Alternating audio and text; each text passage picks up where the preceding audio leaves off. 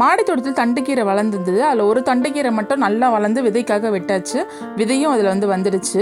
மாடி தோட்டத்தில் செடி வச்சாலே நம்மளுக்கு வேலைகள் அதிகம். ஏன்னா தரையில் நம்ம செடி வளர்க்குறதுக்கும் தொட்டியில் செடியை வளர்க்குறதுக்கும் நிறைய வித்தியாசம் இருக்குது. தொட்டியில் பார்த்தீங்க அப்படின்னா க்ரோ பேக்கோ தொட்டியோ ஒரே ஒரு செடி மட்டும்தான் இருந்தால் தான் நம்ம கொடுக்குற சத்துக்கள் அதெல்லாம் எடுத்துகிட்டு சீக்கிரமாகவே செடி வளர ஆரம்பிக்கும்.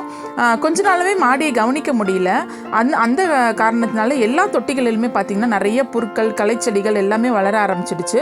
இதனால நான் வச்சுருந்த செடியும் வளரலை.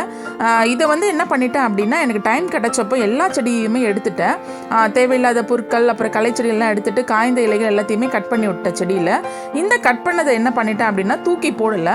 தூக்கி போடாமல் கொஞ்சம் வெயில் அடிச்சதுனால நல்லா காய வச்சுட்டேன். புதுசாக செடி வைக்கிறதுக்கு மண்கலவை ரெடி பண்ண வேண்டியது இருக்குது. அப்படி மண்கலவை ரெடி பண்ணும்போது இந்த காய்ந்த இலைகள் புற்கள் எல்லாத்தையுமே அது கூட கலந்து ரெடி பண்ணி வச்சுட்டோம் அப்படின்னா உரமாகவும் கிடைக்கும், மண்ணோட அளவும் அதிகமாகும்.